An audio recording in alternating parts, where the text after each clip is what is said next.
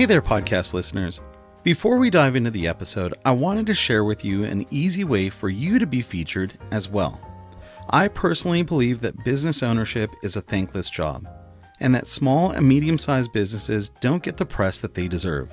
So back in March of 2023, I launched Ignite Business Insider, a digital magazine that lets local and small businesses share their story for free. Now, I've had many people question the word free.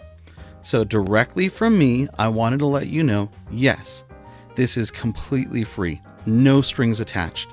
I launched Ignite Business Insider with the goal of sharing the stories of 1 million local and small businesses. Now, I'm nowhere near that goal, so I truly hope you'll take a few minutes and share your business's story on Ignite. I believe that every business has a story to tell, and I simply want to help share yours. So click the Ignite link in the description and share your story. You never know where it will lead.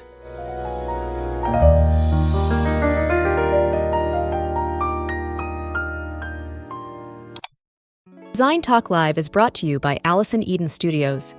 Design custom stained glass, mirror, and mosaic tiles for hospitality, commercial and residential design projects. Explore the limitless possibilities with Allison's wallpaper, fabric options, and custom accessories. To learn more, click the link in the description below. This episode is also brought to you by the Capital One Venture Card.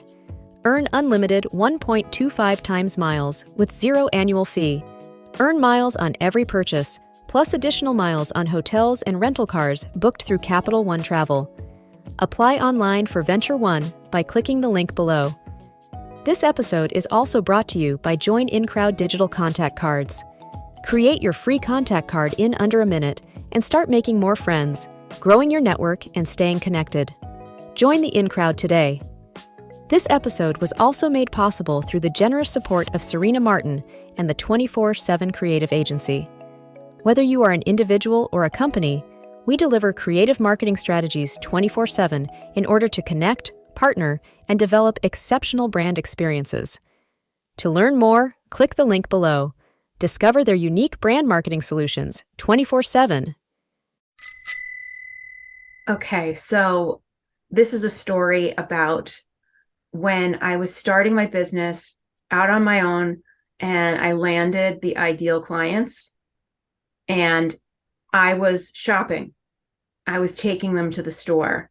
And when I decided to switch to sourcing, I thought, this is going to be great. I'm going to make so much more money because I did a house for $100,000 worth of furniture and accessories, and I made 10%. Now, $10,000 is not a little bit amount of money. However, the bills that came through, it disappeared so quickly. So that's when I said, okay, now I need to figure out the sourcing part of this, where I go to, direct to the vendor or to the design center and figure that piece out. And in doing it, it kind of did lose me the client. It didn't just lose a chandelier that I was pricing up. It ruined the relationship that I had with the client. So that was getting burned in the worst way. So I had to absolutely reinvent how I was doing things. And thankfully, I had a mentor who helped me. And, she said, you got to get down to High Point. You got to figure out how to open these accounts yourself and get the best pricing. And that's made all of the difference, tremendous difference in running my business, because you can't keep the lights on at 10%. It's just not possible.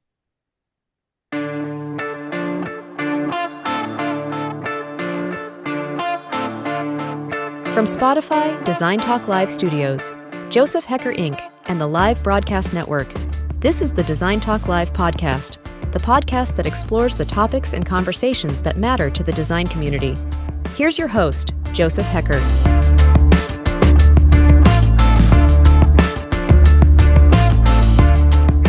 Hey there, design peeps.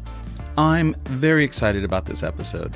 There are a few people in the design industry that truly stand out to me as thought leaders and community builders. and Heather McManus is one of the top people in my mind.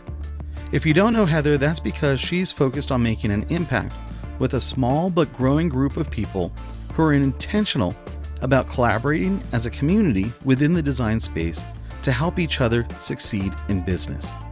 Heather has been both on my Facebook Live shows and during COVID was also on my morning wake-up call show. Heather is a friend and an innovator. Let me introduce you to Heather McManus, founder and CEO of the Designers Collaborative.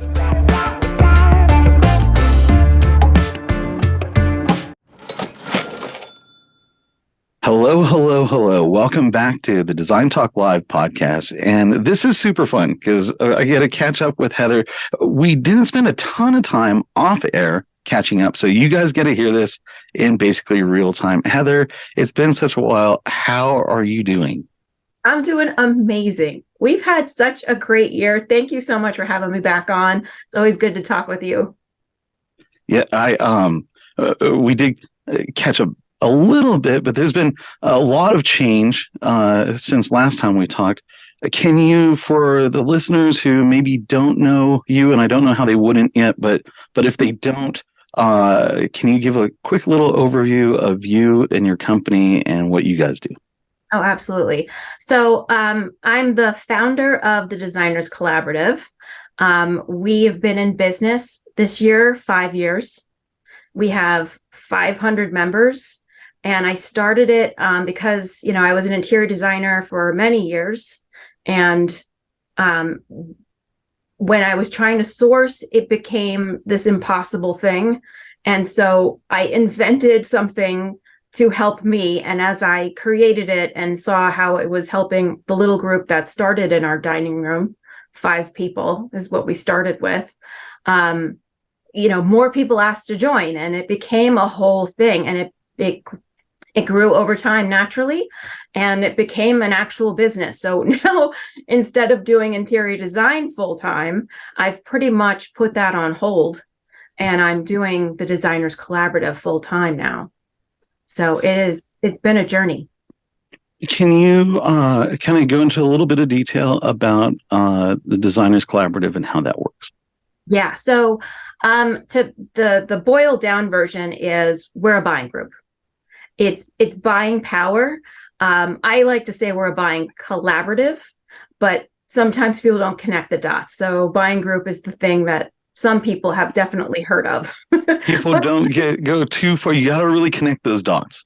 Yeah. So it's a large, very well organized purchasing group that is all interior designers. I vet everybody who joins. There's a membership fee to join. It's now $5.99 for the year. So that gets you into our amazing Google Drive that has over 300 different vendors in every category you can imagine, in every price point you can imagine, and it's at stocking dealer. So it is the absolute best price point that you can get anywhere. It beats anything out there other than getting that yourself. If you can achieve that yourself, great. But chances are you don't have the creative freedom of 300 different options at that price point.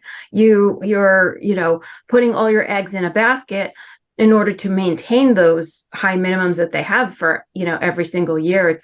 You got to do anywhere from $20,000 to $50,000 worth of sales for just one vendor.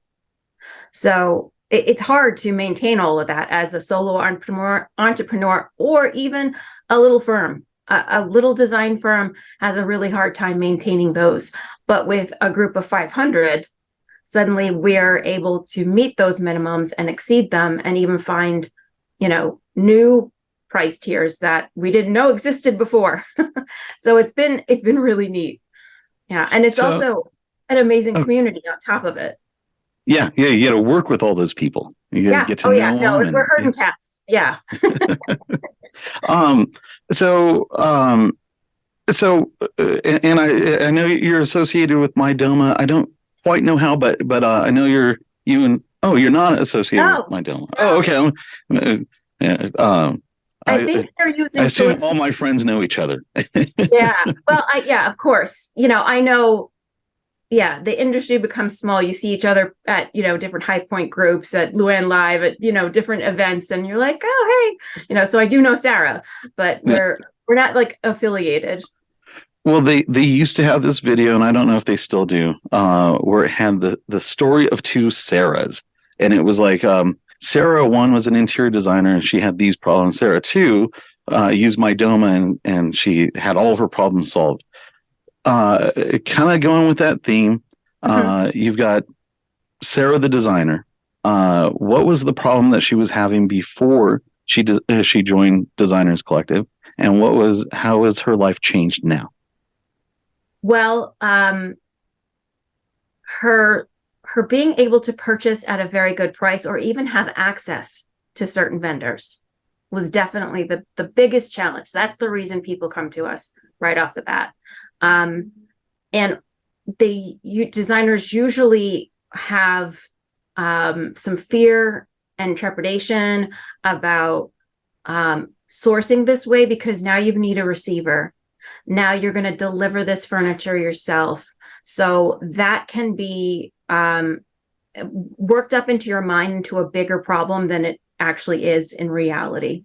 So when they join, instant access to 300 vendors at the absolute best pricing, an amazing organized system that helps you understand where everything is, tools to help you not just go down the rabbit hole and spend 2 hours finding the sofa that turns out to be $8,000 when Mrs. Jones has a $4,000 budget. So we have amazing tools that eliminate that problem by saying, okay, you need mid-century modern at a medium price point.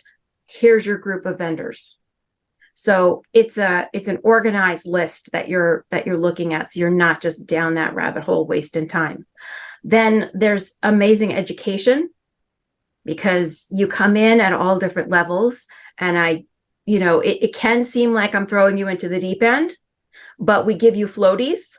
So you're going to be an expert swimmer in no time, and we're not just going to leave you hanging, because the whole world of going direct can be a different animal than going to the store. They do make it easy for you. You can sit on it. You can bring your client there. They're taking care of the paperwork. They're taking care of that stuff, but you're only making 10%. So with us, you're making, double, triple that easily. You make your membership back in one sale. In one rug sale, you've made your membership back. It's really incredible, the amount of money that is possible to make here. So education is huge. We do that. It's at your own pace, because everyone comes in at a different level. And then community, you get to ask, okay, so Mrs. Jones showed me this from a magazine. Who do you think has this? And then everybody in the Facebook group says, oh, check vendor X or vendor Y. And then suddenly, you found the thing, and you didn't have to buy it retail. You can buy it wholesale, or, so it's really powerful. Yeah. I mean, that's the part that came to mind right away, is you're not just talking to a rep for that one brand that only knows their brand.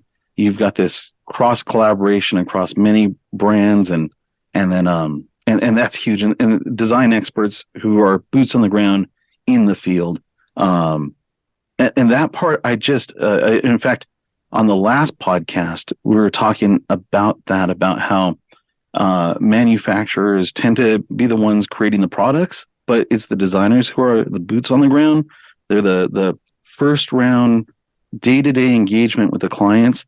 And I think that the manufacturers should be listening to the designers, not the designers going to markets to go find the trends that the manufacturers made up. Like, we've got it backwards. I would love to dive into your story a little bit more. So what got you into design? I have some learning disabilities, so I have a very artistic, strong sense. and like spelling and like keeping numbers in my head, that kind of, like, I am dyslexic. So when you are praised for the thing that you're good at, and that's art, that was definitely my path. 100%, no doubt. Since of like first grade, art was going to be my thing.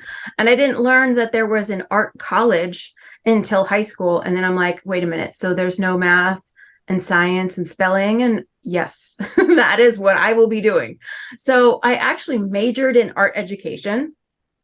I got a degree from Pratt. And when I went into the working world, I moved states. So instead of just living in New York, I moved to New Jersey, which is not far, but Yeah, it's that's not a big jump.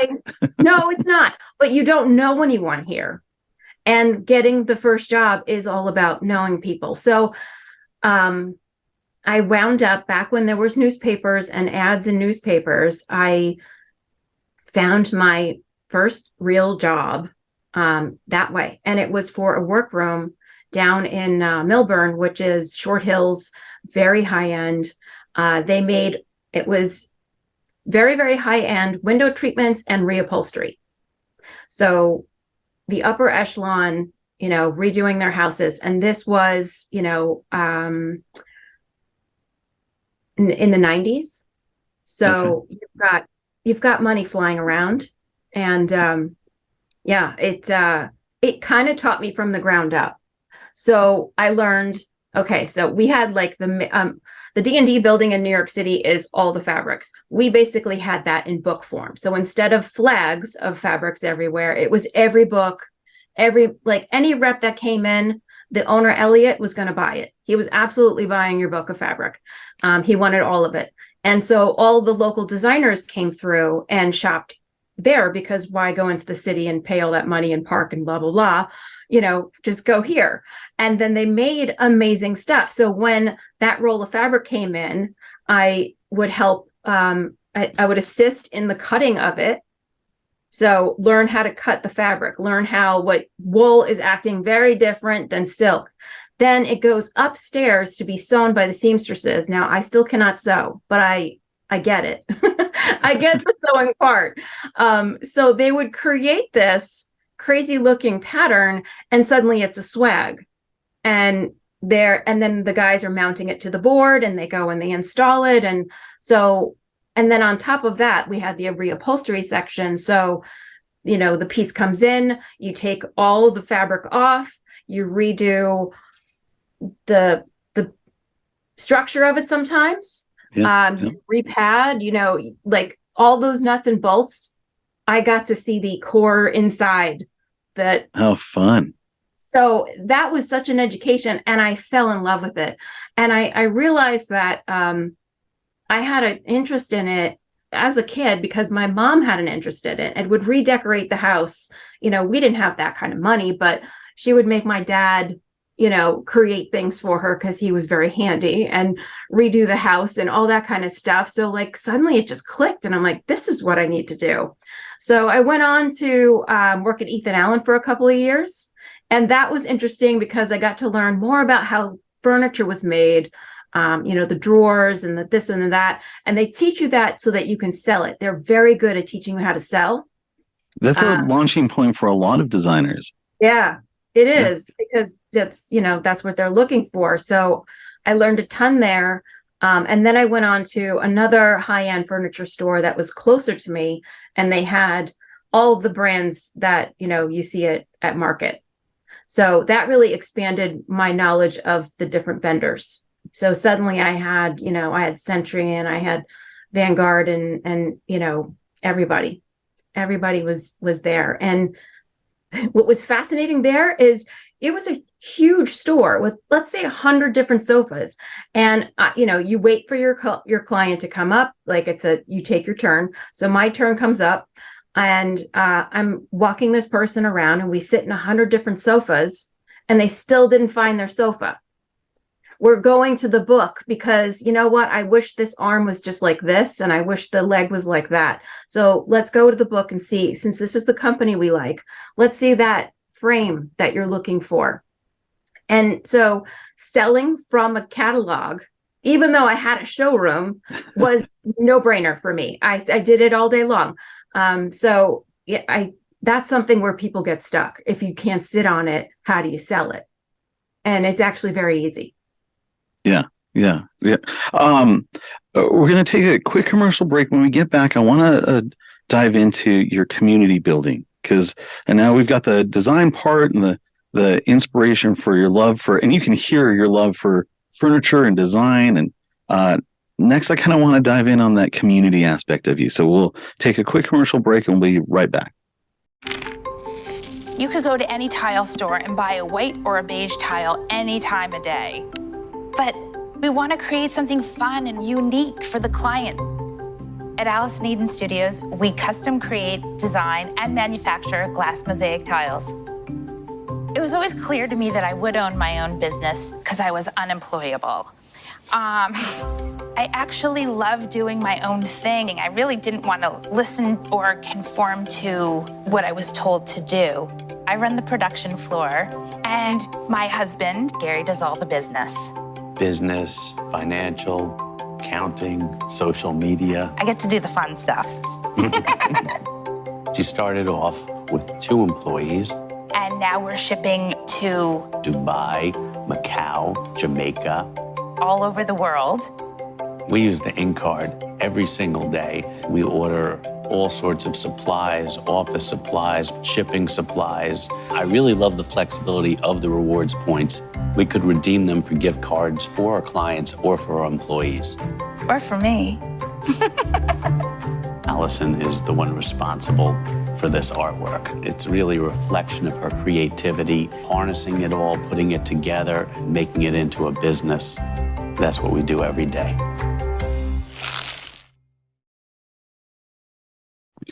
Hey guys, welcome back. So I think you guys all heard the passion in Heather's voice for design and collaboration. So I really want to dive in on the community part and where that collaborative nature came from, because like you said earlier, 500 people, that is like herding cats. You've got all these personalities, and so there's got to be a deep love or appreciation for community. So Heather, and I know you as a community builder. That's how when I think of you, that's what I think of actually first. The collaborative buying and the buying group part is kind of, yeah, that makes sense. But first I think of you, I think of community builder. So where does that come in? Is that childhood? Is that adulthood? Where's the community part come in? That's the crazy part. I'm an introvert. Aren't we all, though? If you take a raise of hands of people listening, if there was some hand feature, I think that's all of us. Yeah, I don't know where it comes from, honestly. And I think back at like how many things in my life that I didn't think of at the time were actually training me for this. Like, I was an RA in college. There was no way I was going to afford Pratt without being an RA. I needed free housing. So I wind up the den mother to all these children that are my age. Growing up fast. And yeah, who's fighting over toilet paper, because it's your turn to buy it. Well, no, now I'm going to hide it in my, in my nightstand because you didn't buy it last time. Like, yeah, I got training on that. So that's interesting. And then I think my education background, I had to focus in on like, this is how you teach someone to do something. If you give them too much information, you've overwhelmed them, they miss what the point was. So that came in handy. And I do love cats. So herding them, I'm actually pretty good at training them.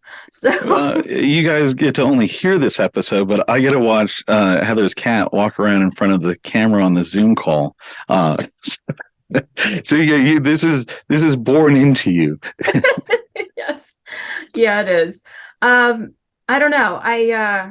I guess I'm just meant to do this. Like, it felt very strangely appropriate.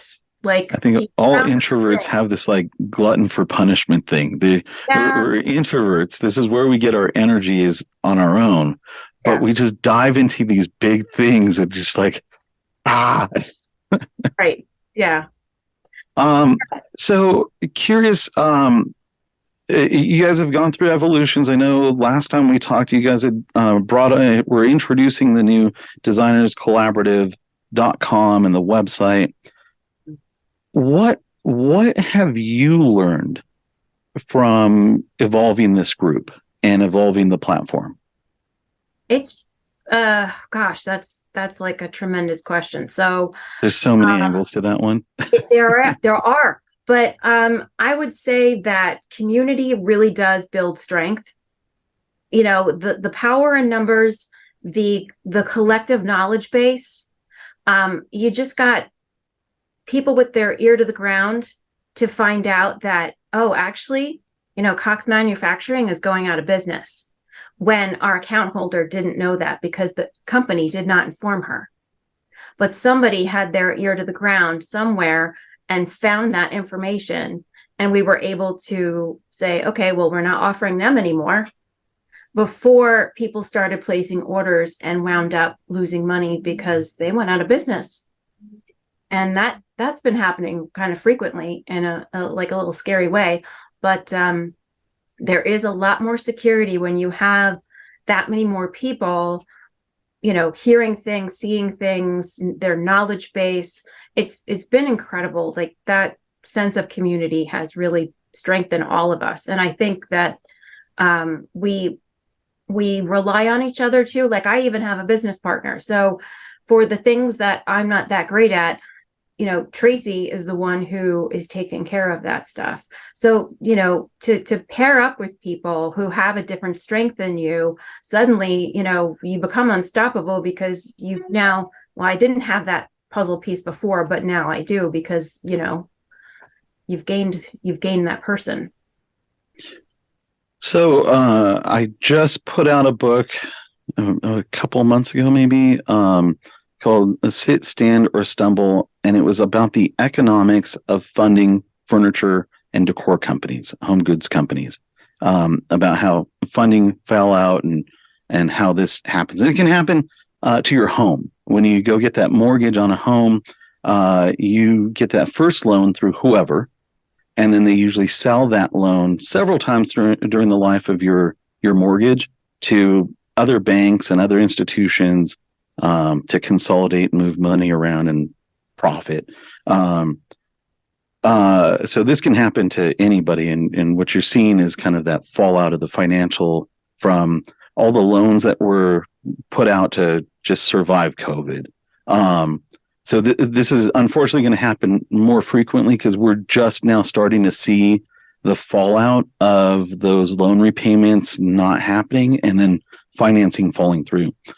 So unfortunately, we're going to see more of that. Also, we're going to see some more things like Satya Tiwari over at Surya, who purchased Mitch Gold and Bob Williams. Yeah, that's exciting.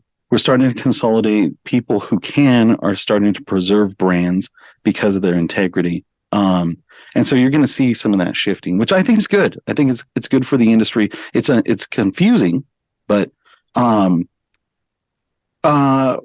with the company, what are those? How do I say this? I know that in the very beginning, vendors and manufacturers didn't understand. Mm-hmm. Are they coming along?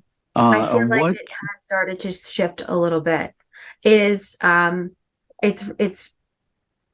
I feel less pressure, and like, it's just gotten to be a little softer, where some people, you know, understood from the beginning, and there wasn't a problem at the vendor level, at the highest level of the company, and that was no big deal. But it has, we've won some people over, and those that we haven't won over, oh well. Yeah. You know, move on. Okay, bye. So you know, it was amazing at High Point. I did my very first panel talk that I did the whole thing. I went to one of my vendors and I said, I would love to bring my designers to you. And he's not used to working with designers. He's used to working with little furniture stores and stuff. So the designers have suddenly taken over. I'm sure you realize that, it used to be like they were 30%. Well, now we're 60% of High Point. So we are the majority there. So he was totally cool with me coming in, and we did a lunch and learn. So I had to figure out like the videographer and the AV guy and catering and all that stuff. But my God, was it worth it? We had a registration, and we had 140 people register and over 160 show up. Wow. The room was big. If you look at the room, it is a big room, and we packed it. It's crazy how many people came in. So I think the topic of pricing for profit was something that designers are really hungry for. And then our panelists just nailed it out of the park. They were so good. It was the meat and potatoes of conversation that designers needed, not just like, how do you find your ideal client? Like we've sat on so many of those. It was astounding. And so I think that when those kind of events happen and there's buzz created around it, and there's got to be a level of acceptance from not just that vendor, but then other vendors that are like, oh, okay, I get it. So they're actually able to bring us a lot more business in this organized way. It's not a threat. And yeah, so it's gotten better. I would say overall, things have softened. And I'm glad you videotaped it, because too many times, and even local events. I mean, I'm in Denver now, but like people don't videotape this, and you're like, oh God, like this is good info. Like document it so that other people can see it too. So will you be doing more events like that going forward, and more educational? And I love Luann, because Luann has really shifted from the podcast, which is a great community spot, but with Luann Live and Luann University, and really shifted into education. And I just feel like we run short on that. And so I'm super grateful that Luann is there doing it. Nancy does it, kind of part of the Luann crew. But are you planning on doing more educational events like that? Yeah, I think so.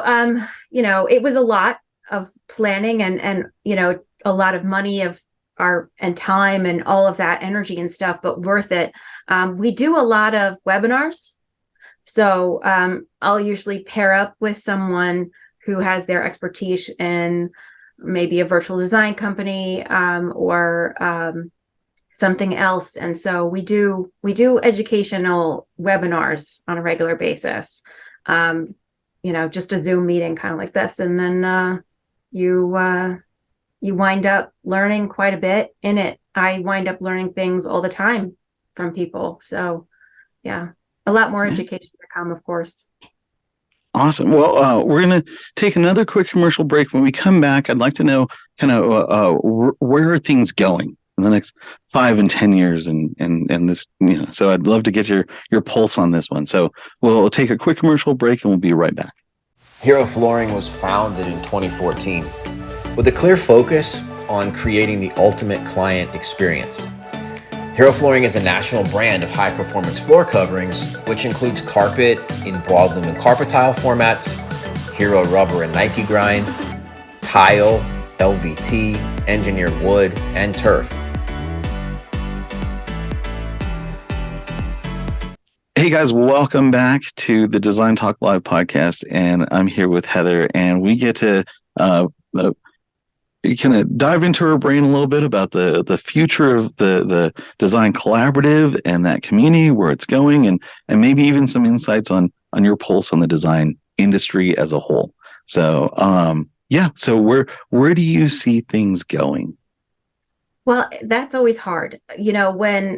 When I look at things at the end of the year and you look back, it's kind of a fun view to see what happened. And then from there to plan ahead for your next year. And then when you get to the question of like 5 years out, 10 years out, it really gets abstract. It's much harder to say, okay, I can nail this down, right? But I would think that we are definitely going to grow in our membership, but not forever. The plan is not just continuously grow. because it gets unmanageable and we need to keep a tight ship. So I could see us capping at 700 members or 900 members or something like that. When it feels like we've reached that point, I feel like we're just going to know what it's like. So much of this has gone from my gut. Like, I feel like this is right. And so therefore I make the decision. And then I also could see potential for other countries to join in, because we've got, so if you're Canadian, that's a no-brainer. The border's right there, no big deal. We have a member in Hawaii, we have a member in Alaska, but we also have a couple members in the Virgin Islands. So if they can figure out how to get a receiver from Florida or something, some carrier, then it becomes an easy access point. But possibly going to Mexico, possibly going to Europe and other countries I feel like a franchise is more of what it needs to be, because I'm certainly not going to be learning that language. That is a challenge for me in English. So, but possibly, extending it there is one of the ideas that we've had. So a big topic is AI. And how do you see AI impacting the group? How do you see AI impacting consumer behavior and what they go to designers with? I think it's going to be a slow, gradual thing. I think that some people get a little freaked out by it, but it's a tool like anything else. If you use that tool to help you sell more things, get your client to feel the space better, I think it's just another way of doing business. I got a chance to experience an AV set, that you stick on your head. I'm sure. AR? Yeah. Augmented reality. Yeah. And, you can hit the button and change the countertop to be, okay, now it's quartz. Okay, now it's granite. Okay, now it's, whatever. And you can keep changing the materials. So I thought that was just really cool. And it just sort of, 3D wasn't something clients were asking for 10 years ago. It didn't exist. And now every almost job has got a 3D image of the room. It's become pretty commonplace. So I could see this just being the next step in that evolution, and taking, people there. So when I talk with designers, I hear designers talk about how it impacts their job, right? But when I talk with consumers, you're starting to see consumers AI through like imagery, they're starting to think outside of the box. They're starting to think like this futuristic style of living or this more natural style of living. I recently posted treehouse designs where you didn't have flat drywall walls anymore. You had like these tree trunks and these three-dimensional walls and not just 3D tiles, but like 3D curved walls, like big old, like you're living in a bubble or, we've really merged. And I think for me, I think that this is going to get ahead of designers. It's going to get in front of consumers who will start to think, well, why do I need to live in a four-walled box when I could live in a treehouse or under a waterfall, or like really start to push the imagination? And I think that's where that comes back to the designer where, so we just bought a new house and we want to feel like we're living in a treehouse or in a, sci-fi fantasy. And I could see that can being you design a that? Thing, though. If like hell yes, let's go. Let's do that. Treehouse, I'm there. It kind of does open up the creativity and the possibilities. I think it gets ahead of the industry and gets people thinking outside of what they were limited to before. I think it goes beyond wall coverings and appliances and furniture and decor. I think this goes into, why do the walls need to be flat? This is like Guggenheim type stuff. Let's go with like curved walls and slanted walls and do the unimaginable, because now they're so peppered with it all the time that like, I want that. you know. That would be neat. I think another, like, it hasn't reached its potential is the 3D printer. Yeah. You know, I felt like that came on. It was exciting for a little while, and then it sort of disappeared. And I don't know why that happened, but I see much possibility in that as well. Yeah, I've got a friend who, and I'll have to have him on. He's scanning art in 3D, and he can replicate art in 3D and sell it in different scales. So an artist can come in with all the texture and three-dimensional everything, and then it can be reproduced down to like thumbprints. If there's a fingerprint left in the paint, he can reproduce that, which just gives people the ability to order whatever size they want, customize it, and order that artwork. It's so I think, and I also think that this is going to impact the makerspace. Because now this isn't just drywall. This is now you're talking with some fabricator who's going to make this Disney fantasy world that you want to live in.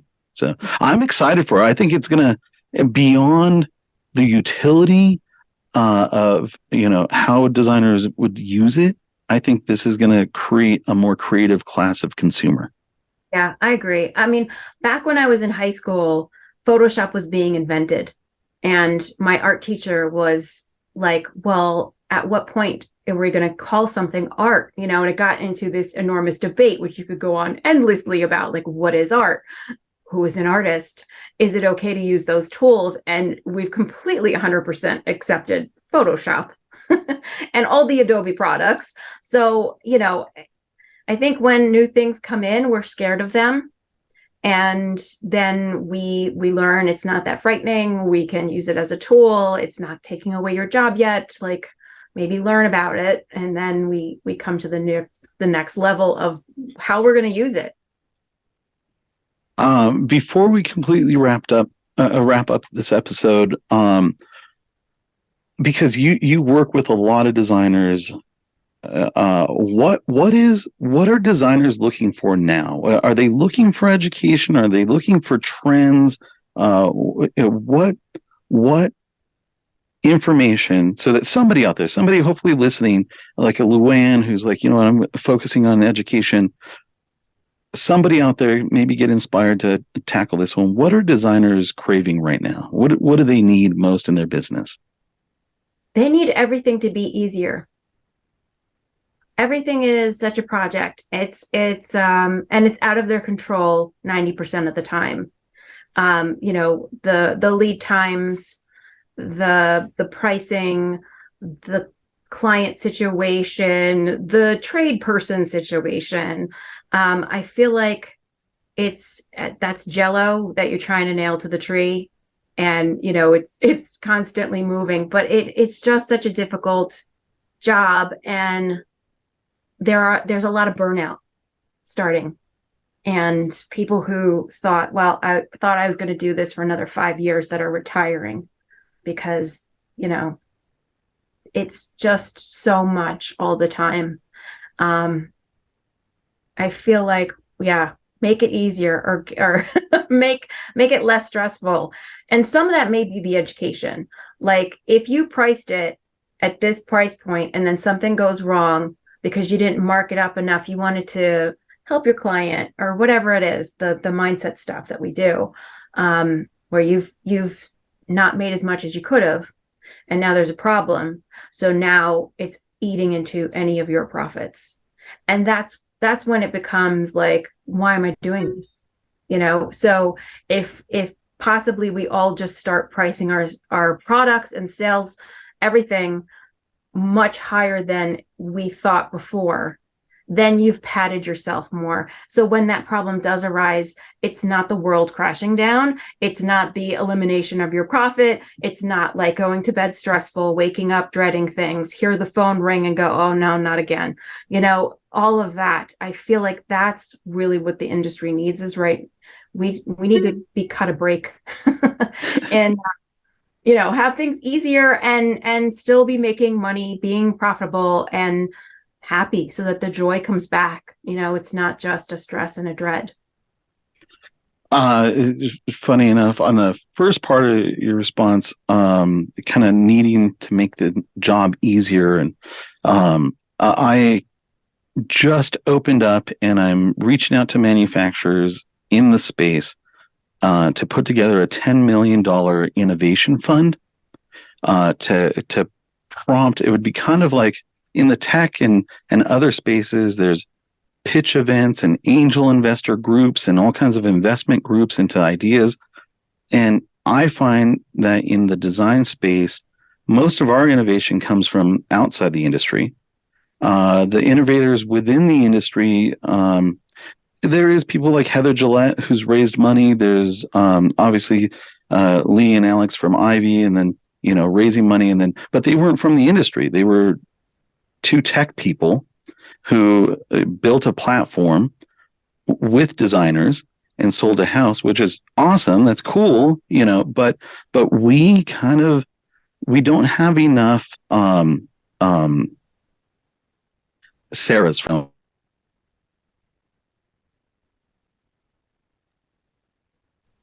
Sorry about that. I got a call. I thought I was on Do Not Disturb.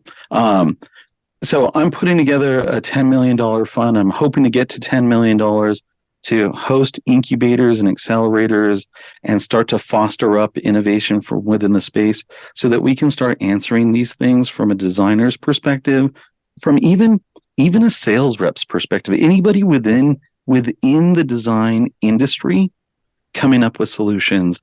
Because I think that any tech platform, I don't care what type of industry you go for, the best solution is coming from a person who's experienced that problem and wants to solve that problem.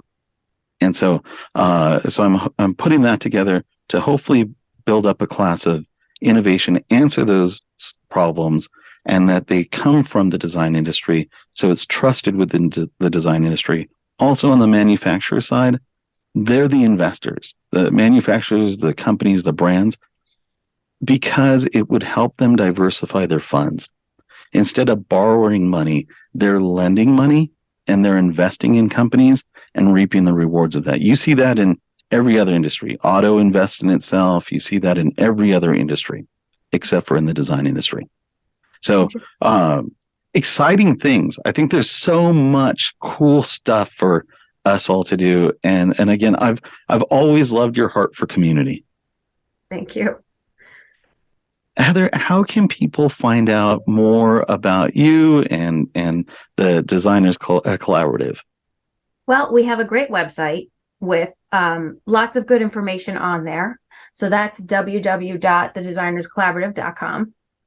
And then from there, if you had more questions, you could do the, contact us thing. We also have, this is pretty new to the website, is if you want to request the vendor list so you can see just which vendors we do have. There's a button on a page that you can request that immediately.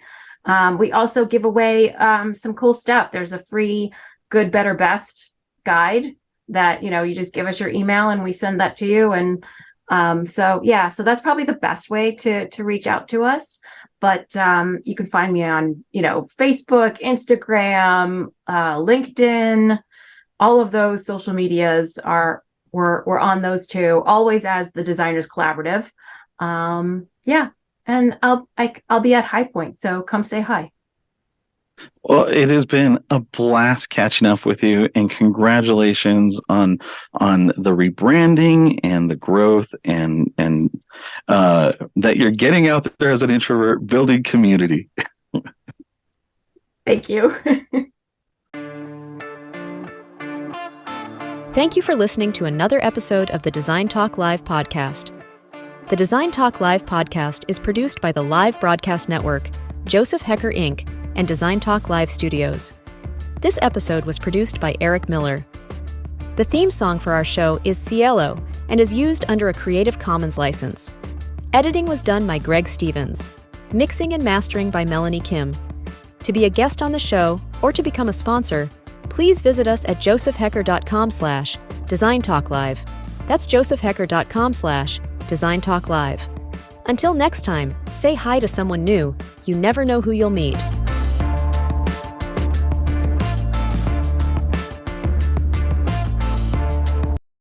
Look mom! I made that!